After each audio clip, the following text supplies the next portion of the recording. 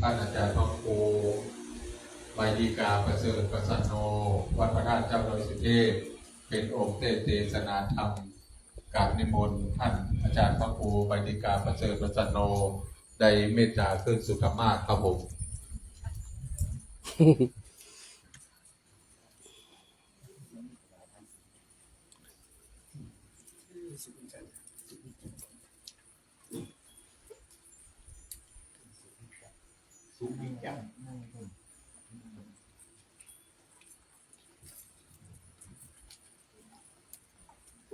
ดูไม่หน่อยกับมาองค์เทศขึ้นสู่ธรรมาสแล้วนะครับขอรับเกียรติจากแม่สุจิลาธรรมณีนะครับอธิษฐานจิตจุดเทียนถวายซองธรรมครับผม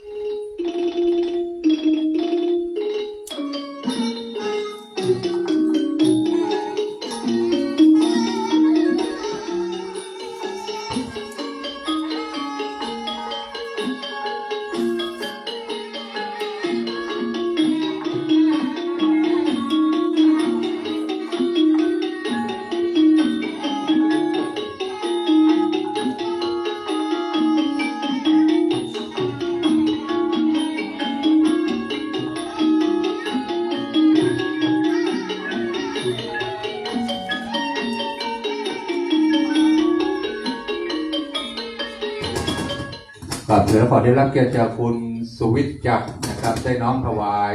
พานดอกไม้เพื่อจะได้สัมปทานเบญจศีลนะครับ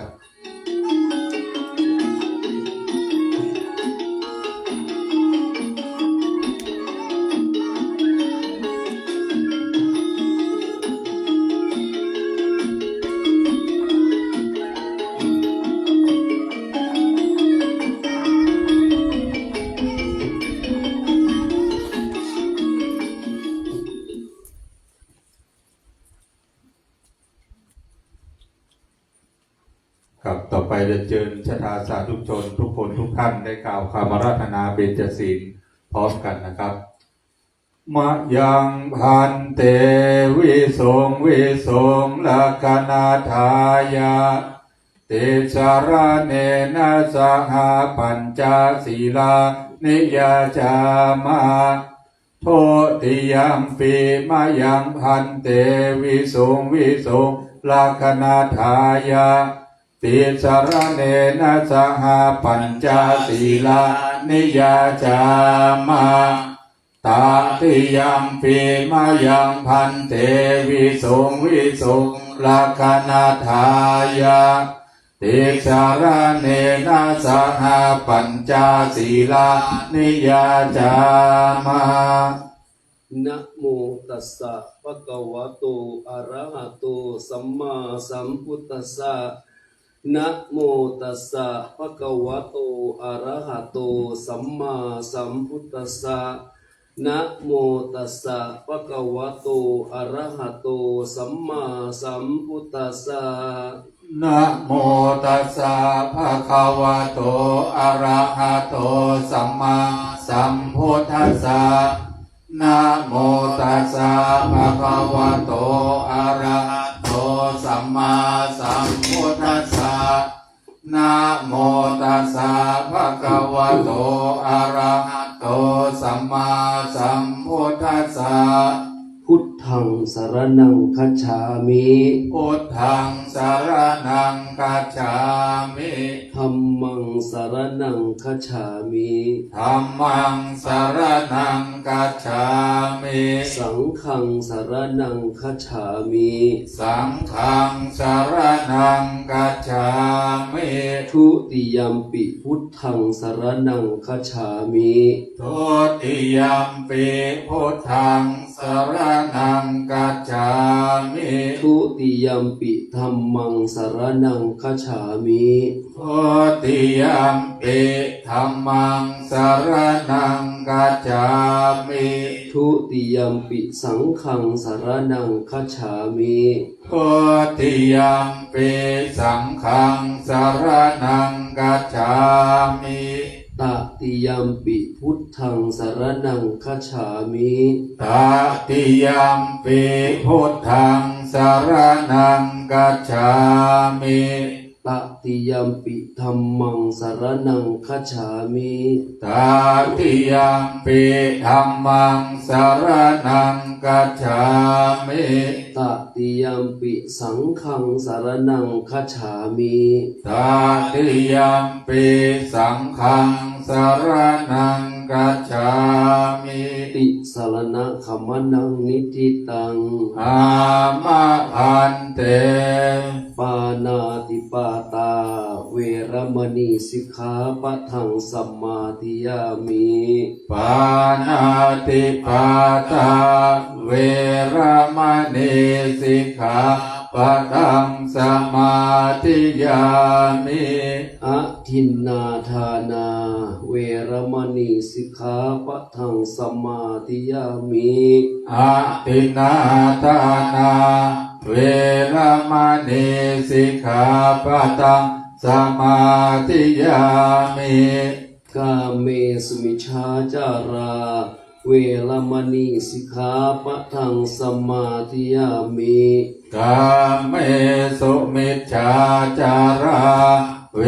รมณีสิกขาปะทังสมาธิยามิ มุสาวาทา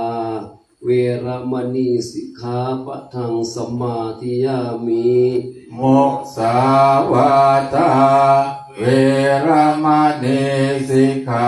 ปะทังสมาธิยา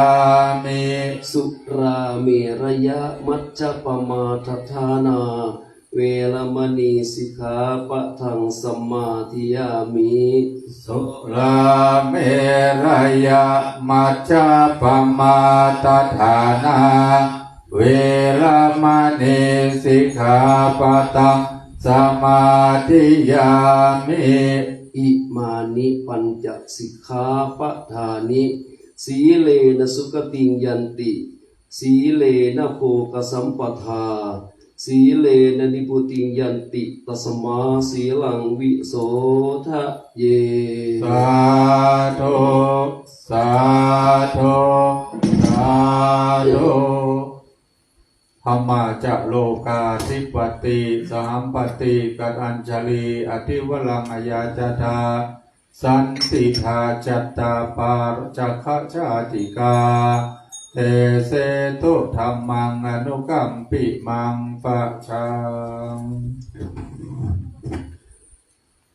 นะโม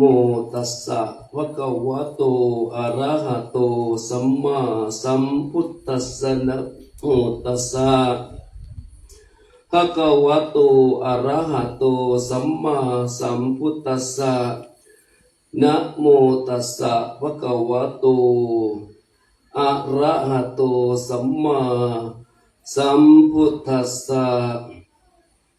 จารัตถะภิกขเวจาริกังพหุชนะหิตายะพหุชนะสุขายะโลกานุกัมปายะอัฏฐายะหิตายะเทวมนุสสานันติขอนอบน้อมในองค์สมเด็จพระสัมมาสัมพุทธเจ้าพระองค์นั้นขอนอบน้อมในองค์พระสุวรรณเจดีย์พระบรมธาตุอสุเทพขอนอบน้อมในองค์พระธรรมขอนอบน้อมในองค์พระอริยสงฆ์ขอกราบถวายความเคารพแด่พระเดชพระคุณท่านเจ้าคุณหลวงพ่อพระธรรมเสนาบดีหลวงพ่อเจ้าคณะภาค7เจ้าอาวาสวัดพระบรมธาตุอสุเทพที่เคารพอย่างสูงยิ่งกราบนมัสการพระสงฆ์เถรานุเถระครูบาอาจารย์ทุกรูปเจริญพรศรัทธาญาติโยมสาธุชนทั้งหลายที่รับฟังในลานธรรมของวัดพระธาตุอสุเทพและรับฟังทางสถานีวิทยุ FM 96แล้วก็ทางเฟ จไลฟ์สดของพระดาสุเทพแล้วก็ประสานโดภิกขุคืออาตมาเองก่อนที่จะเทศนาธรรมก็วันนี้เป็นวันท่วนสองของอัตมีบูชาวันอัตมีบูชาคือวันอะไรบางคนก็ยังไม่รู้บางคนก็รู้แล้ววันอัตมีบูชาคือวันถวายพระเพลิงพระพุทธสรีระขององค์สมเด็จพระสัมมาสัมพุทธเจ้าถือว่าเป็นวันสำคัญในพระพุทธศาสนาอีกวันหนึ่งตรงกับวันแรม8 ค่ำเดือนวิสาขะนอกจากนั้นวันนี้ยังเป็นวันคล้ายวันที่พระนางสิริมหามายาพระพุทธมารดาสวรรคตและยังเป็นวันคล้ายวันที่องค์สมเด็จพระสัมมาสัมพุทธเจ้าเสวยมุติสุขใต้ต้นพระศรีมหาโพธิ์การปฏิบัติธรรมวันอาตมีบูชามีกิจกรรมอะไรบ้างให้ทานถวายภัตตาหารเพลแด่พระภิกษุสงฆ์สามเณรในช่วงเช้าหรือว่าเพลบริจาคทรัพย์ช่วยเหลือเกื้อกูลแก่ผู้ยากไร้และบำเพ็ญสาธารณประโยชน์รักษาศีลสำรวมกายและก็วาจาด้วยการรักษาศีล 5หรือศีล 8หรืออุโบสถศีลพร้อมทั้งบำเพ็ญเบญจธรรมสนับสนุนเจริญจิตภาวนาด้วยการไหว้พระสวดมนต์เป็นต้นอย่างวัดพระธาตุดอยสุเทพของเราก็มีทุกปีแต่วันประเพณีเตียวขึ้นดอยมีนานแล้วเป็น100 ปีแต่วันอาตมีบูชาก็มีมา 3-4 ปีมานี้จากการเมตตาของพระเดชพระคุณหลวงพ่อพระธรรมเสนาบดีก็มีให้มีการนำกิจกรรมวันอาตมีบูชาอาจจะเล่าไปมันก็นานเกินไปเนาะมันจะเวลาจะไม่พออาตมาจะแสดงพระธรรมเทศนาให้ศรัทธาญาติโยมได้รับฟังเอามือลงได้แล้วเนาะณโอกาสบัดนี้อาตมาภาพอยากได้แสดงพระสัทธรรมเทศนาขององค์สมเด็จพระสัมมาสัมพุทธเจ้าเพื่อชี้ธรรมสว่างใจเพื่อชี้ความเป็นไปของชีวิตที่เราท่านทั้งหลายไม่เคยได้คิดไม่ได้ฟังมาก่อนพอเป็นเครื่องการประดับสติปัญญาของท่านสาธุชนทั้งหลายเท่าที่เวลาอันสั้นๆเล็กน้อยนี้จะเอื้อประโยชน์ให้ตามสมควรสืบต่อไปท่านสาธุชนทั้งหลายหลังจากที่พระพุทธเจ้าของเราได้ทรงสั่งสอนธรรมแก่คนอื่นพอสมควรแล้วพระพุทธองค์ได้เสด็จกลับไปยังแคว้นของพระองค์เองและได้นำธรรมที่ทรงค้นพบนั้นไปแสดงแก่พระปยุรญาติและทำให้พระญาติทั้งหลายทั้งพระบิดาพระอนุชาพระกนิษฐาพระมเหสีคือพระนางพิมพาและพระราชโอรสคือพระราหุลนอกจากนี้ยังมีเหล่าพระญาติอีกนับได้ร่วม 20,000 กว่าคนได้ออกบวชตามพระองค์เหล่านี้แสดงว่าพระธรรมที่ทรงค้นพบนั้นนอกจากจะเพื่อมวลมนุษย์แล้วยังเป็นประโยชน์แก่พระปยุรญาติของพระองค์เองด้วยเมื่อเป็นเช่นนี้ย่อมทำให้พวกเรามั่นใจในพระพุทธองค์ว่าถ้าไม่ใช่ธรรมที่เลิศจริงพระพุทธองค์คงไม่ชักชวนให้พระปยุรญาติออกบวชตามพระองค์จนทิ้งราชสมบัติจากทางโลกให้ไร้ค่าเช่นนี้เป็นแน่แท้ท่านสาธุชนทั้งหลายพระพุทธเจ้าของเราทั้งหลายทรงนำธรรมมาเปิดเผยแก่ชาวโลกและนำความสุขมาแก่ชาวโลกทำให้เหล่ามวลมนุษย์ได้ตื่นขึ้นจากความหลับไหลทางปัญญาเมื่อพระพุทธองค์ของเราทรงตรัสรู้แล้วความจริงของโลกก็คือโลกที่เราอาศัยเกิด อยู่นี้ไม่มีพระเจ้าสร้าง มันเกิดได้เองด้วยปัจจัยต่างๆชีวิตของเราแต่ละคนไม่มีพระเจ้าสร้างแต่เกิดได้เองด้วยปัจจัยภายในของแต่ละคนถ้าปัจจัยที่จะทำให้เกิดยังมีอยู่ก็ยังจะเกิดอีกต่อไปแต่ถ้าปัจจัยที่จะทำให้เกิดหมดแล้วการเกิดก็จะไม่มีพระองค์ทรงค้นพบว่าชีวิตของคนเราแต่ละคนนั้นเกิดมาได้ด้วยตัณหาเป็นยางเหนียวภายในใจประกอบกับความเข้าใจผิดจึง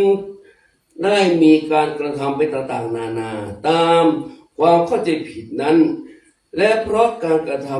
ำนั้นจึงส่งผลให้ปฏิสนธิจิตได้ปัจจัยในการเกิดและทำให้เป็นเกิดได้ในภพต่างๆวนเวียนกันอยู่เช่นนี้เป็นเวลานานพระพุทธองค์ทรงเปรียบเทียบว่าชีวิตเราแต่ละคนนั้นเหมือนกับคนเกิดขึ้นของต้นไม้คือต้นไม้มียางเหนียวที่เมล็ดถ้าเมล็ดต้นไม้นั้นมียางเหนียวอยู่มีพื้นดินที่จะเพาะปลูกให้เกิดได้และได้น้ำเป็นส่วนประกอบเมล็ดต้นไม้นั้นก็สามารถเพาะปลูกให้งอกงามเจริญเติบโตขึ้นมาได้ส่วนสิ่งมีชีวิตไม่เพียงแต่มนุษย์เราเท่านั้นแต่ยังหมายรวมถึงสัตว์เดรัจฉานอื่นๆด้วยก็เหมือนกันถ้ายังมีตัณหาในจิตใจอยู่และได้พบที่เกิดเป็นเหมือนพื้นดินและได้กรรมที่ทำลงไปเพราะอวิชชาเป็นตัวหล่อเลี้ยงเหมือนน้ำทั้งสามอย่างนี้รวมกันก็ทำให้ชีวิตเกิดขึ้นได้เองการที่พระพุทธองค์ทรงนำความจริงนี้มาเปิดเผยทำให้เหมือนปลดแอกความเข้าใจผิดออกจากจิตใจของเหล่ามนุษย์ทำให้คนจำนวนมากพ้นจากความเป็นทาสแห่งตัณหาเกิดปัญญาสว่างขึ้นมาในจิตใจและได้หลุดพ้นจากพันธนาการแห่งการเกิดและนิพพานไปแล้วจำนวนมากท่านสาธุชนพุทธบริษัททั้งหลายหลังจากที่มีผู้รู้ตามพระองค์และได้บวชตามพระองค์พระพุทธองค์ทรงพระสาวกเหล่านั้นให้แยกย้ายกันนำความจริงนี้ไปเปิดเผยแก่ชาวโลกด้วยพระดำรัสที่ว่าจรัตถะภิกขเวจาริกังพหุชนะหิตายะพหุชนะสุขายะโลกานุกัมปายะอัฏฐายะหิตายะเทวมนุสสานังซึ่งแปลเป็นใจความว่าดูก่อนภิกษุทั้งหลายพวกเธอทั้งหลายจงจาริกไป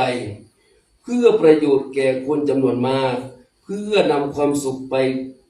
เพื่อมหาชนเพื่ออนุเคราะห์แก่ชาวโลกเพื่ออัตประโยชน์ทั้งแก่เทวดาและมนุษย์ทั้งหลายเถิดบรมธรรมทั้งหลายที่พระพุทธองค์ตรัสรู้นั้นว่าได้รวมแล้วพระองค์ทรงมุ่งหวังเพื่อประโยชน์เหล่ามนุษย์ให้หลุดพ้นจากจะเป็นแก่นสารหลักความจริงแล้วถ้าพระพุทธองค์จะทรงหวังประโยชน์ส่วนตัวแล้วพระพุทธองค์สามารถที่จะนิพพานได้เมื่อ91กับที่แล้วในสมัยพระพุทธเจ้าพระนามว่าทีปังกรแต่พระองค์ไม่ปรารถนาที่จะนิพพานไปเพียงพระองค์เอง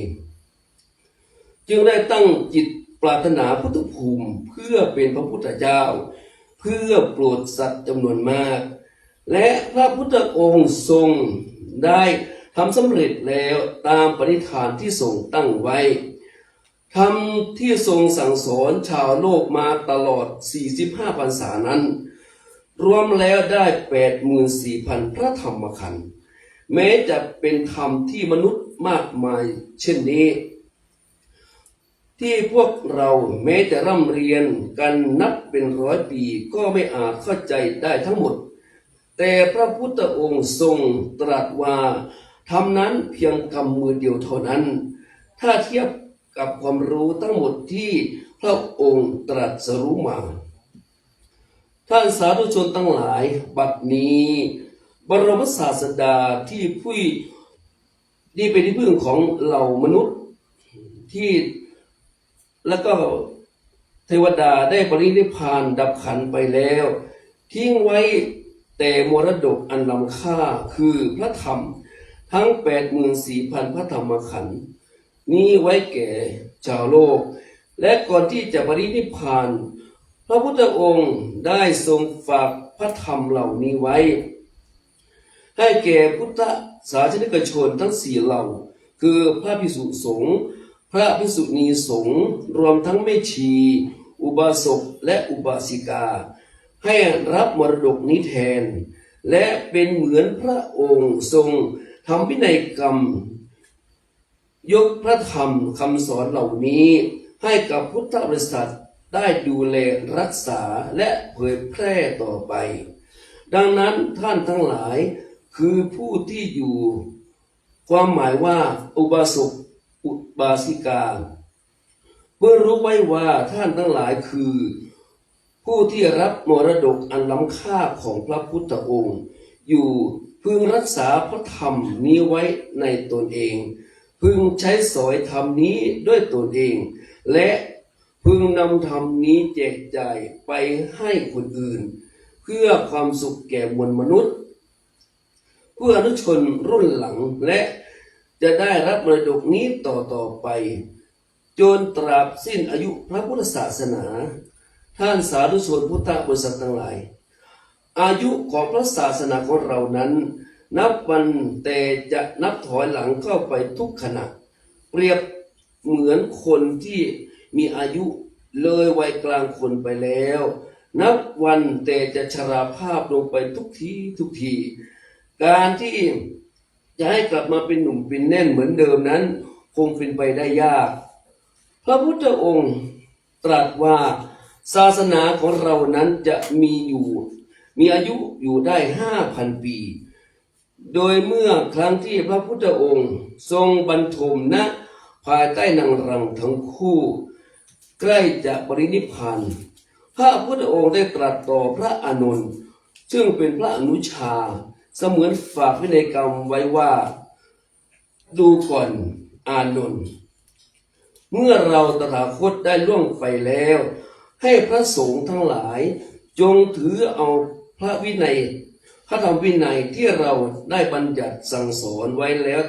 ตลอด45 พรรษานี้ซึ่งรวมแล้วได้ 84,000 พระธรรมขันธ์นั้นเป็นพระศาสดาแทนเราจากพระพุทธพจน์นี้เองนับตั้งแต่บัดนั้นเป็นต้นมา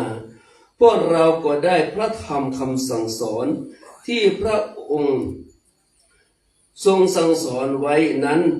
จนกระทั่งถึงทุกวันนี้นอกจากนั้นพระพุทธองค์ยังได้ทรงแสดงความเป็นไปของพระศาสนาในอนาคตต่อไปอีกว่าอานนท์เมื่อเราปรินิพพานไปแล้วได้500 ปีพระภิกษุณีสงฆ์ขึ้นใจก็จะไม่มีและจะค่อยๆหมดไปเช่นกันข้อนี้ก็เป็นจริงแล้วเมื่อพระศาสนาล่วงไปได้ 3,000 ปีการลงอุโบสถสังฆกรรมของพระภิกษุทั้งหลายทั้งที่เป็นวันพระ14 ค่ำข้างครึ่งข้างแรมหรือวัน15 ค่ำหรือวันสามัคคีธรรมก็ตามก็จะไม่มีและก็จะค่อยหมดไปเมื่อพระศาสนาล่วงไปได้ 4,000 ปีก็จะหาภิกษุผู้ที่ทรงจีวรครบ3 ผืนนั้นเป็นอันไม่มีเมื่อพระศาสนาล่วงไปได้ 5,000 ปีแม้ว่าบุคคลใดได้ผ้าเหลืองผืนเล็กๆมาสะพายบนบ่าคนทั้งหลายก็จะสมมุติผู้นั้นว่าเป็นภิกษุในเวลานั้นท่านสาธุชนทั้งหลายนี้คือการทรงอยู่และการเสื่อมถอยแห่งพระศาสนาของเราทั้งหลายตลอด 5,000 ปีที่พระศาสนาของพวกเราจะมีอายุอยู่ได้ท่านสาธุชนทั้งหลายศาสนาของพระพุทธองค์ ที่พวกเราพากันนับถืออยู่ทุกวันนี้ จะไปสิ้นสุดณวันวิสาขบูชา ซึ่งตรงกับวันพุธเดือนพฤษภาคม ปีพ.ศ. 5000 ปีชวด ในฤดูร้อนณเวลาใกล้รุ่ง เมื่อมองเห็นแสงอรุณุทัยโพ้นขึ้นขอบฟ้าพอดี ณ บัดนั้นเอง พระบรมสารีริกธาตุที่มีอยู่ทุกหนทุกแห่งทุกพระเจดีย์ในที่ทุกสถาน ทั้งณยอดเขายุคลธรณใต้บาดาลณแม่น้ำคงคาณมหาสมุทรสุดแดนไกล ทั่วไปทั่วขอบจักรวาล ทั้งในน้ำและก็บนบกณภพ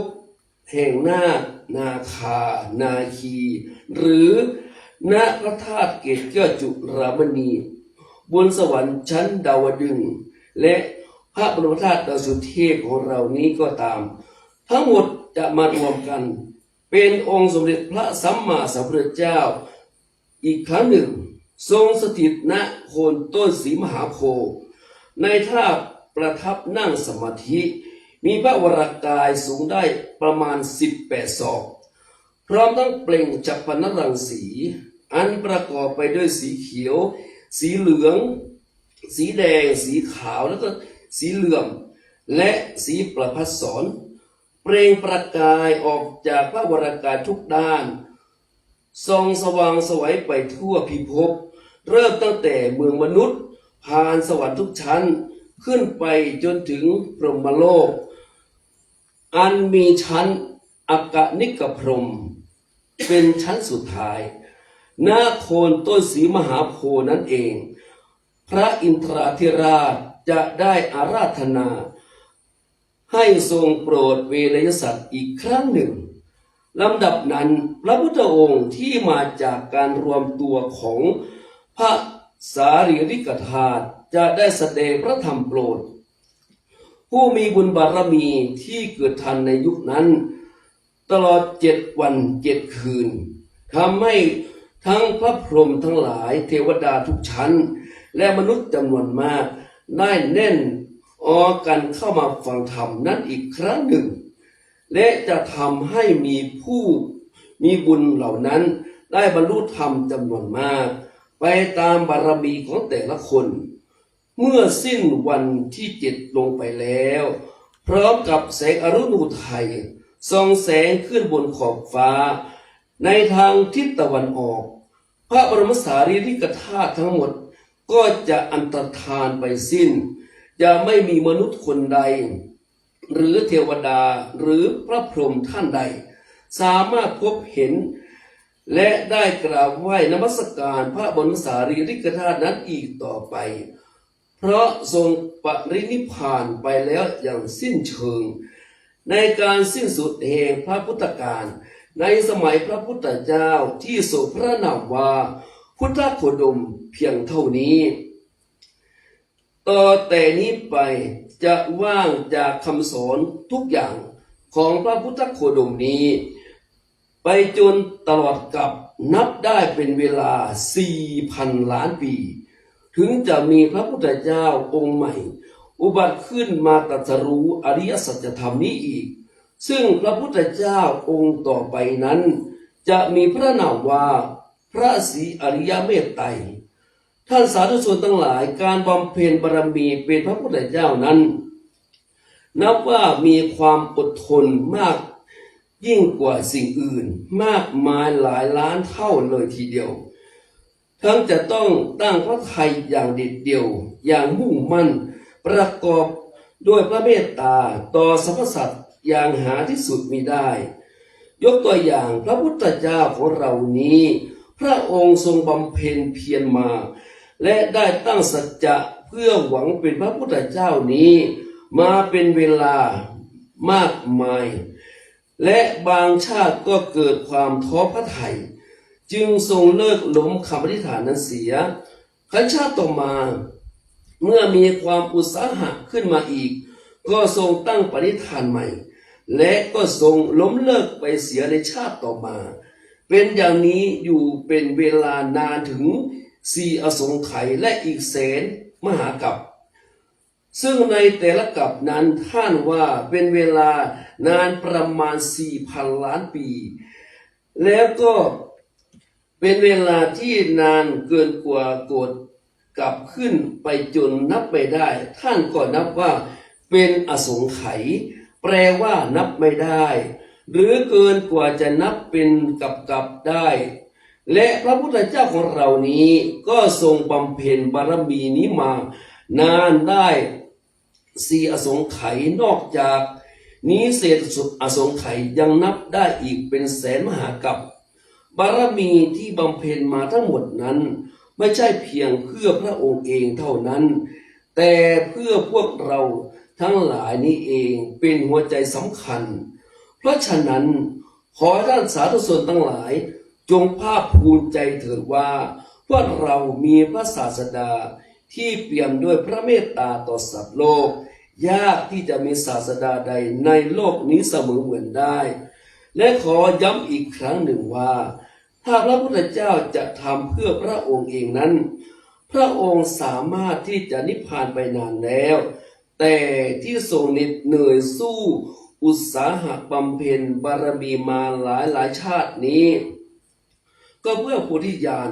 และโพธิญาณนี้ก็เพื่อสรรพสัตว์ทั้งหลายรวมทั้งพวกเราทุกคนที่อยู่ณสถานที่นี้ด้วยดังนั้นขอให้ท่านสาธุชนทั้งหลายจงรับมรดกอันล้ำค่านี้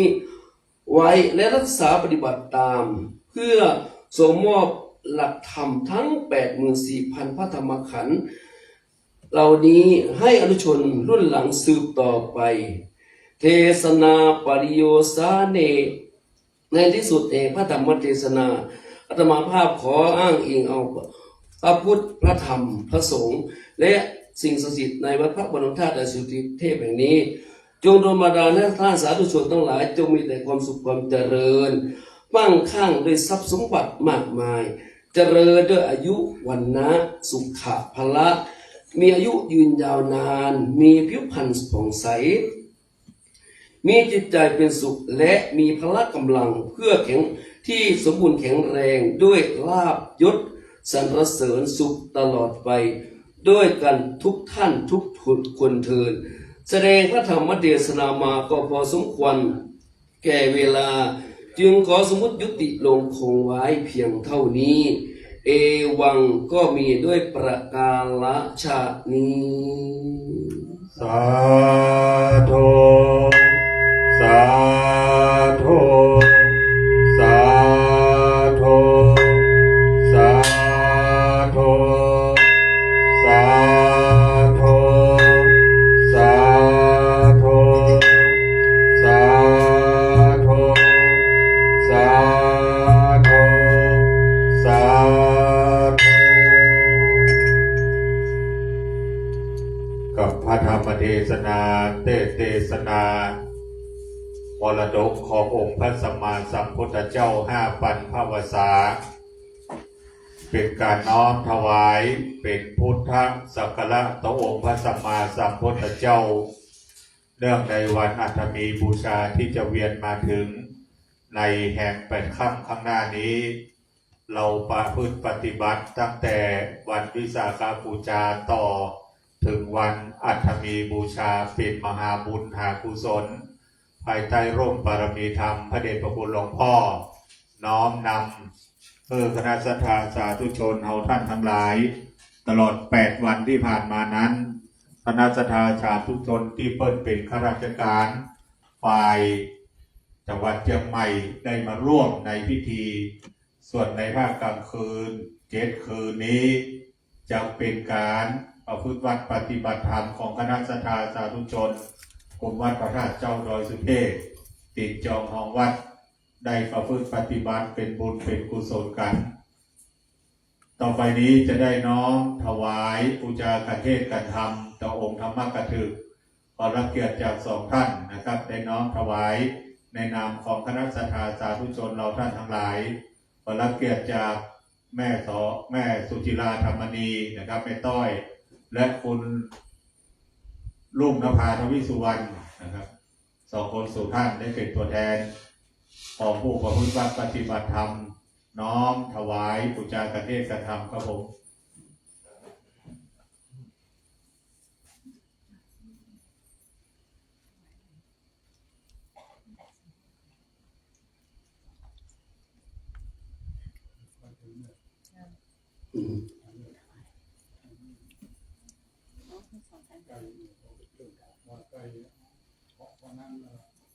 ไอ้ไก่ครับไอ้ไก่รีบน้ำครับนะครับรีบน้ำสา สาธุสาธุสาธุ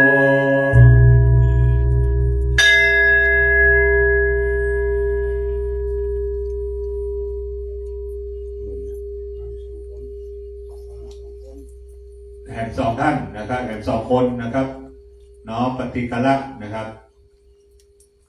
กับ2 คน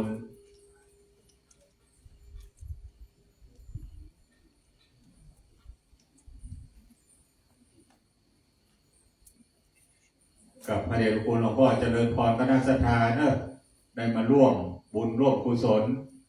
เอามือ10 นิ้วของท่านนั้นประนมเหมือนดอกบัว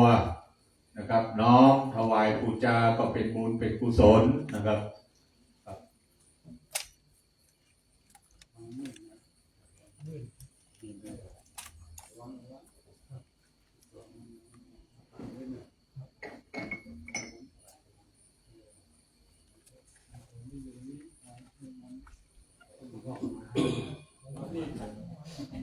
กับคุณพ่อประวารณาไว้นะครับไปอยู่ในตัวเมืองนะครับ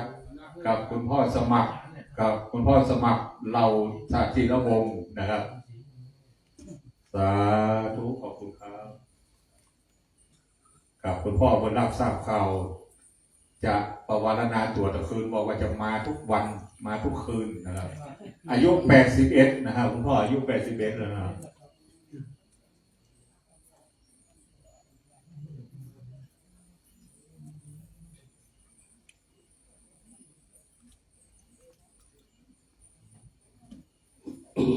กับท่านที่มีน้ำนะครับเตรียมตรวจน้ำรับพรอันเป็นมังคละเป็นมงคลณบัดนี้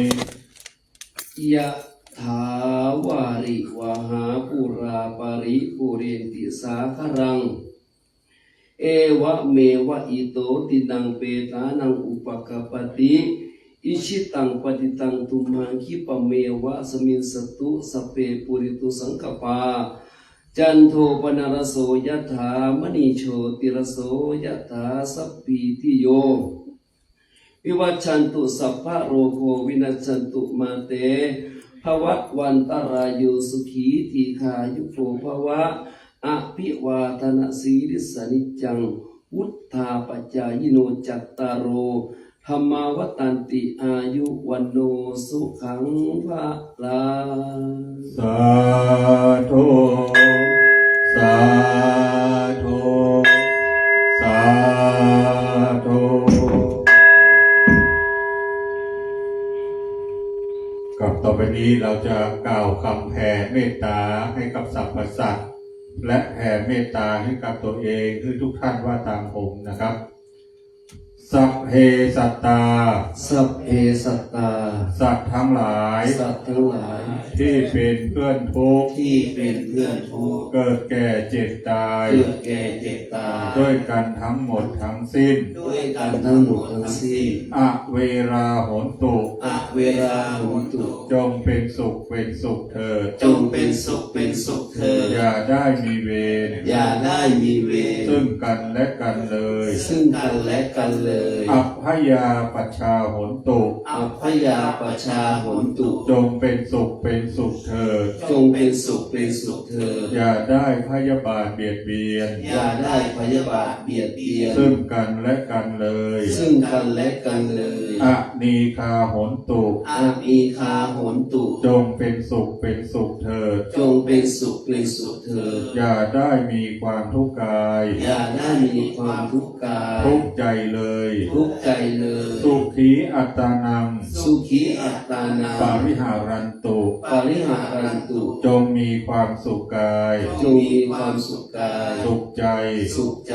รักษาตน รักษาตน ให้พ้นจากทุกภัย ให้พ้นจากทุกภัย ทั้งหมดทั้งสิ้นเถิด ทั้งหมดทั้งสิ้นเถิด อาหังสุขิโตโหมิ อาหังสุขิโตโหมิ นิพทุกโขโหมิ นิพทุโขโหมิ อเวโรโหมิ อะเวโรโหมิ อโรโคโหมิ อะโรโคโหมิ สุขีอัตตานัง สุขีอัตตานัง ปริหารามิ ปริหารามิ ขอให้ตัวของเราเอง ขอให้ตัวของเราเอง จงมีความสุข จงมีความสุข ปราศจากทุกข์ ปราศจากทุกข์ ไม่มีภัย ไม่มีภัย ไม่มีเวร ไม่มีเวร ไม่มีโรค ไม่มีโรค อยู่เป็นสุข อยู่เป็นสุข ทุกเมื่อเทิน ทุกเมื่อเถิด ต่อไป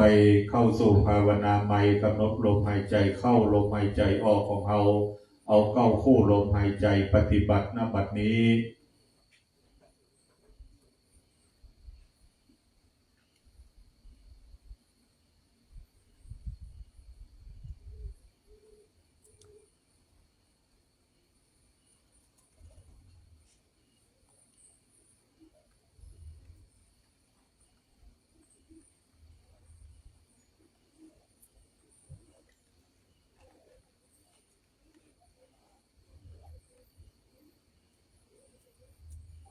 กับขอคนแสดงเมตตาพร้อมกันนะครับอิตังตานากัมมังเนปานาปัจจยโย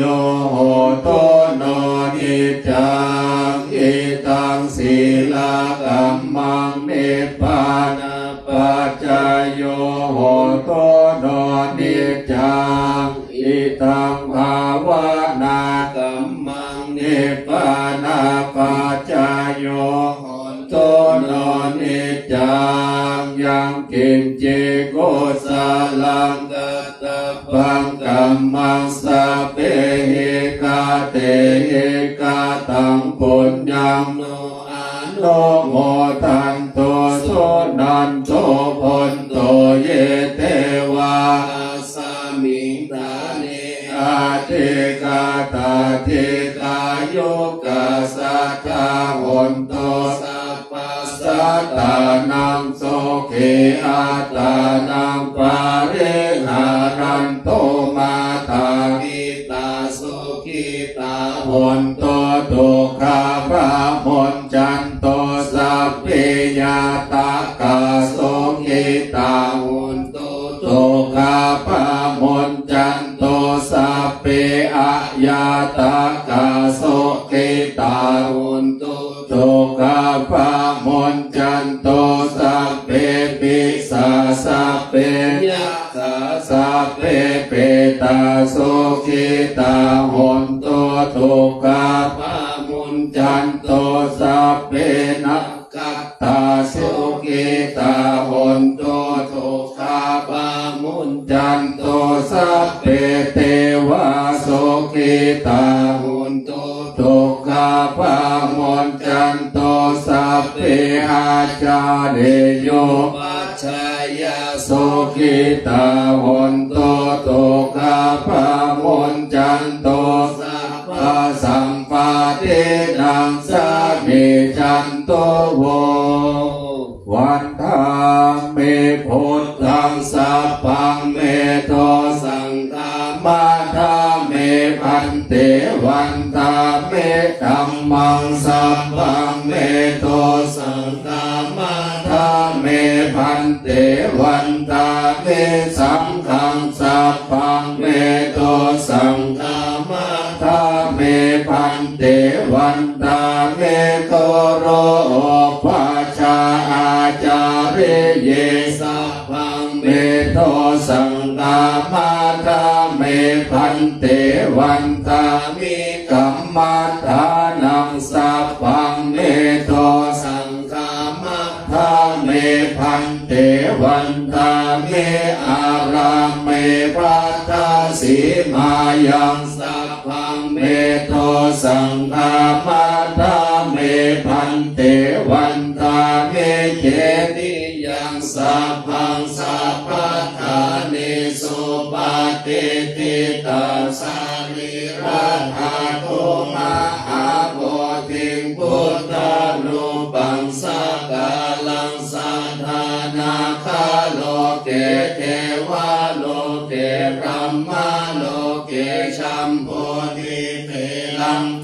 ติเปสานิราธาโตโยเกสาธาโตโยอาราหันตาธาโตโยเจติยังกันทะโกตินจาตุราสิติคาหังสิธัมมะขันติสัพเพสังปาราเจติยังอาหังวันทาเมสาภาโสต่อไปกล่าวคำไหว้คำปูจาพระบรมธาตุโดยสุเทพให้ว่าพร้อมกันไปเลยนะครับนะโมตัสสะภะคะวะโตอะระหะโตสัมมาสัมพุทธัสสะนะโมตัสสะภะคะวะโตอะระหะโตสัมมาสัมพุทธัสสะนะโมตัสสะภะคะวะโตอะระหะโตสัมมาสัมพุทธัสสะสุวรรณเจติยังเกสาวรามาทาลุงคังวาลัญญาตาตงโสเทวานามาตัง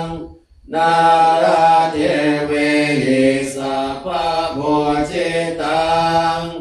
อาหังวันทามิสัพพะทาปัญญาวาอาสาเมงเยวาจันทิมาเอวะคารยังเอตกาตาเยสาสนาเมยานิเกเตโมฆะปาทามาวารังอาปายาเนวารนังอาราหังสาคาโสปานังปาทามังโอปาชังพาหาเปตวาปาทาทิวารังยังชาตังสังฆมัจเจโอชาสวากราบหนึ่งกราบสองกราบสามปวดหน่อยก่อนเดินได้ก่อน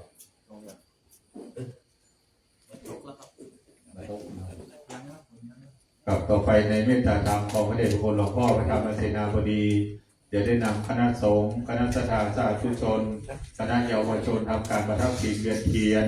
รอบองค์พระสุวรรณเจดีย์พระบรมธาตุดอยสุเทพให้ตั้งมั่นด้วยสตินะครับเพราะว่าพื้นอาจจะลื่นนิดนึง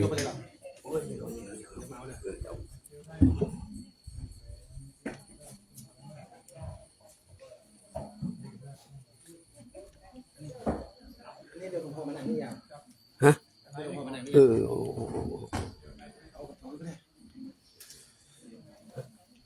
ทำวันนี้ปิโส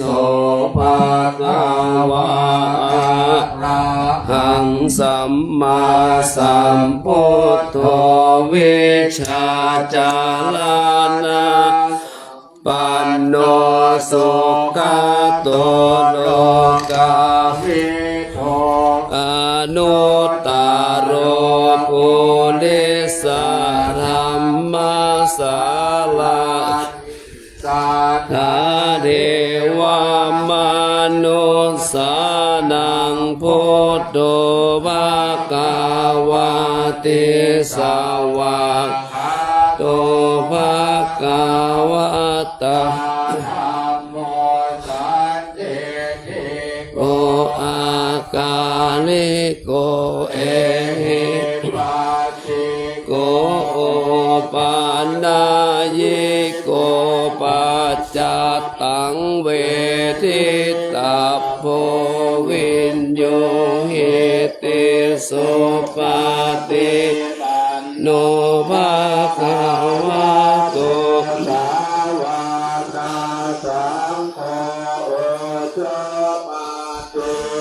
นโนภะคะวะโตสาวกสังโฆ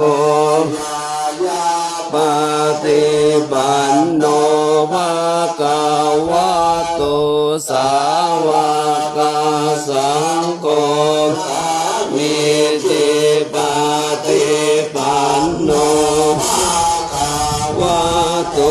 สาวกสังโฆตัณจตาริปุริสยุคานิอัตตาริสาบุค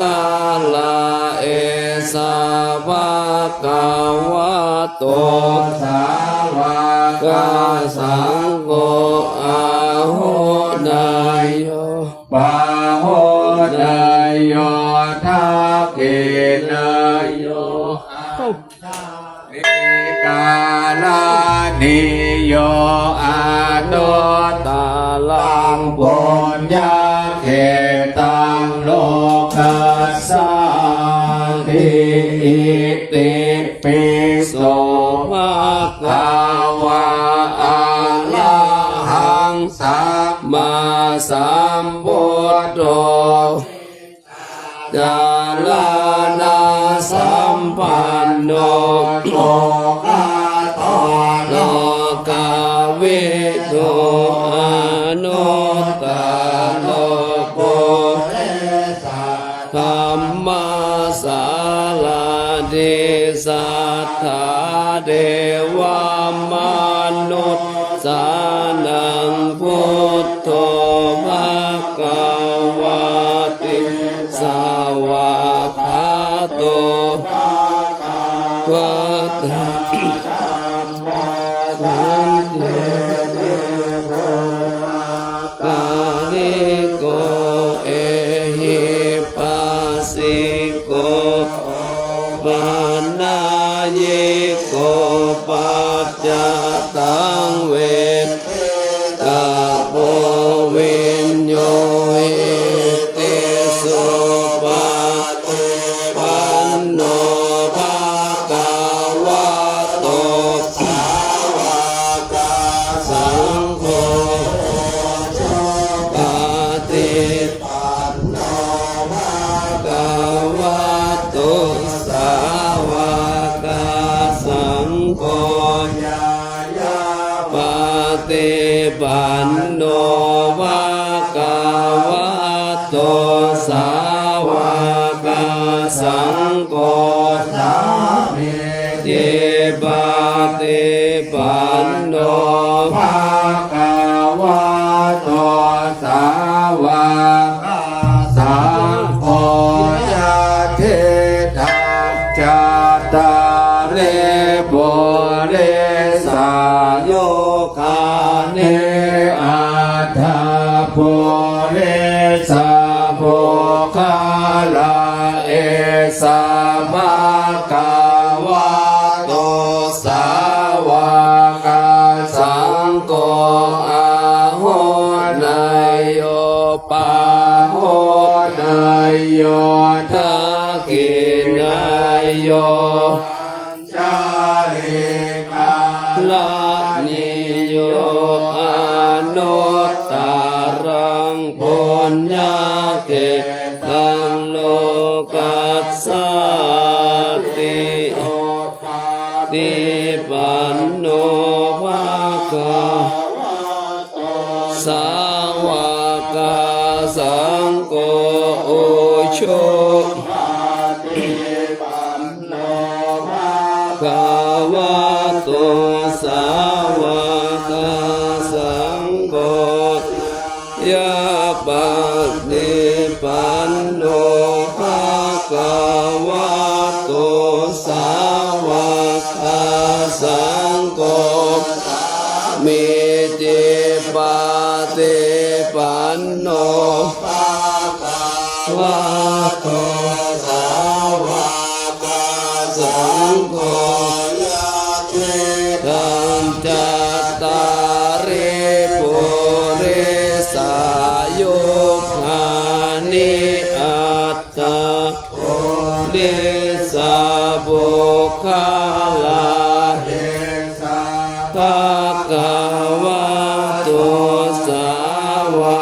กาสังโฆอาโหนายโยปาโหนายโยทักขินายโยอัญญาลิกาลานิโยอนุตตาลังบุญญาเขตังโลกัสสติ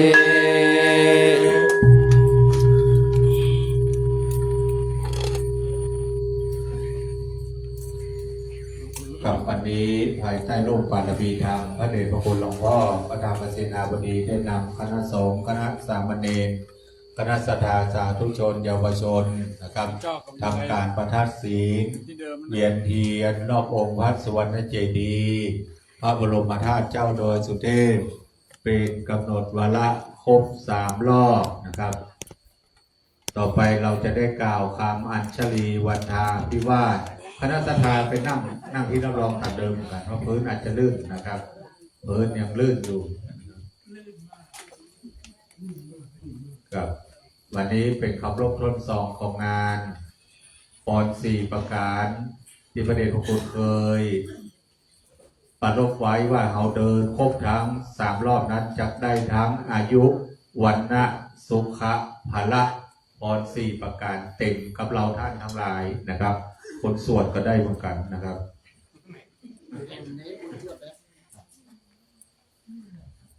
กับพร้อมแล้วนะครับปนมมืออัญชลีวันทาอภิวาทอัญชลีวันทาอภิวาทอัญชลีวันทาอภิวาท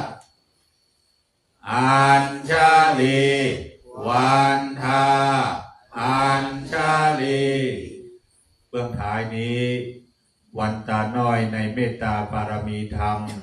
กรรมฐานของพระเดชพระคุณหลวงพ่อพระธรรมเสนาบดีมังคละและมงคลอย่างสูงณบัดนี้น้อมกายลงเล็กน้อยวันทามิพันเต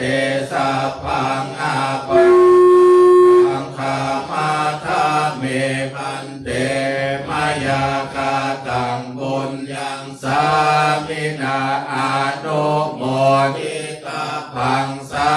มินากาตังบุญยังไมหังตาทัพพังสาธุสาธุอนุโมทามิ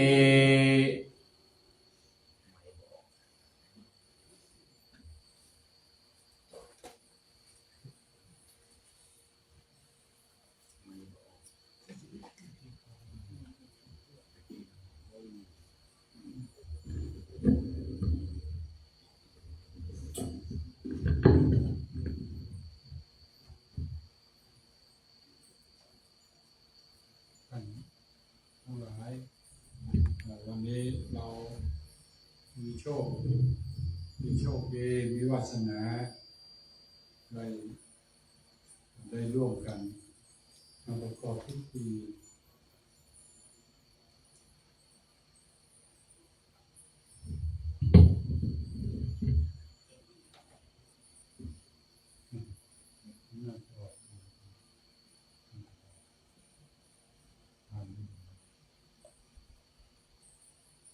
มาร่ว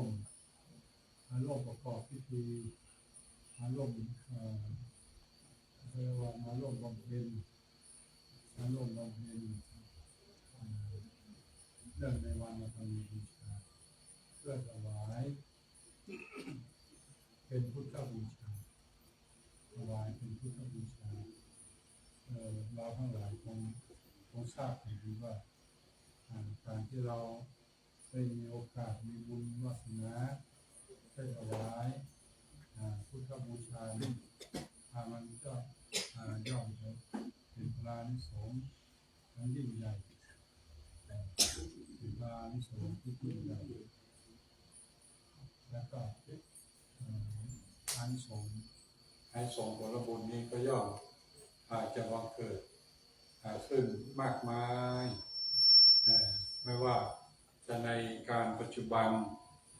หรือว่าในการต่อไปในภายภาคหน้า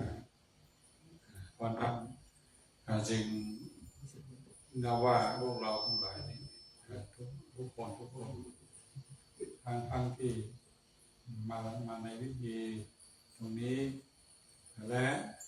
ร่วมพิธีอยู่ทางบ้านที่ชมรับชมรายการต่างๆอยู่ในขณะนี้ทุกคนมีเรียกว่ามีศรัทธาประสาทะต่อพระสัมมาสัมพุทธเจ้าจึงได้ประกอบพิธีการนี้ขึ้นมาญาติโยมทั้งหลายก็ต้องอาศัยศรัทธาและความภาคเพียรเป็นอย่างสูงเพราะว่าการที่เราจะมาอยู่ร่วมประพฤติปฏิบัตินี้ได้นี้เป็นเวลาชั่วโมง2 ชั่วโมงก็นับว่าเป็นเวลาพอสมควรนั่นผู้ชมได้การที่เกิดที่มีขึ้นก็ขอศรัทธาทุกคนจงได้รับอนุโมทนาและก็รับพระพรทั้ง4 ประการการที่เราทั้งหลายได้รับรู้รับทราบกันแล้วนั้นก็ขอศรัทธาทั้งหลายจงได้รับพร4 ประการด้วยและก็พรทั้งหลายที่จะพึงได้ที่จะพึงถึงนั้นด้วยก็ขออนุโมทนาและขอให้ท่านทั้งหลายมีความสุขมีความเจริญนึกคิดประสงค์สิ่งใดก็ขอให้สมใจปรารถนาจงทุกประการจัตตาโลธรรมาวัฏันติอายุวันโนสุขังพลา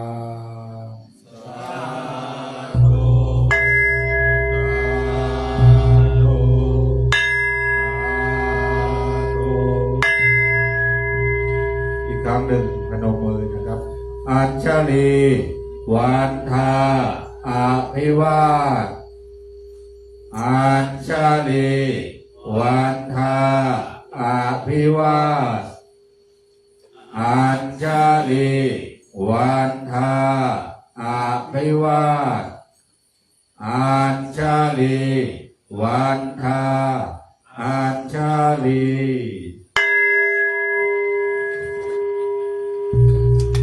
เข้าคลองนะมีเข้าคลองศรัทธามีเข้าคลองสำหรับศรัทธานะทำไมรับออกไปได้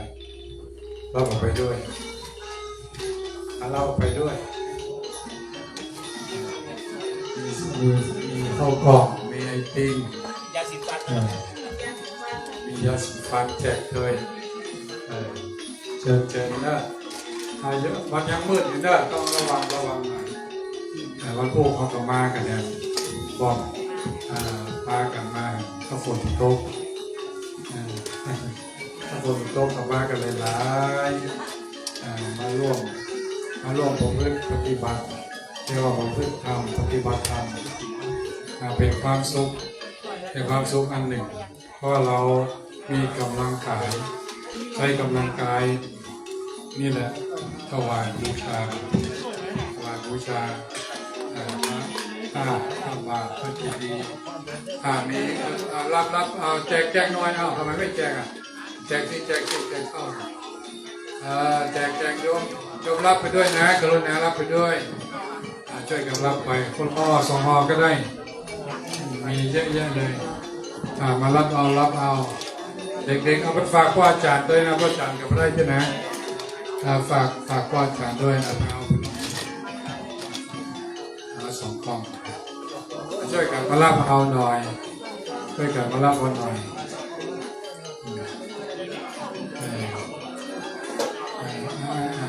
งานนี้พวกเราไม่เกี่ยวเราผ่านไปได้ไม่ใช่ของเราไม่ใช่เรื่องของเราถ้าเราได้แต่น้ำ ไป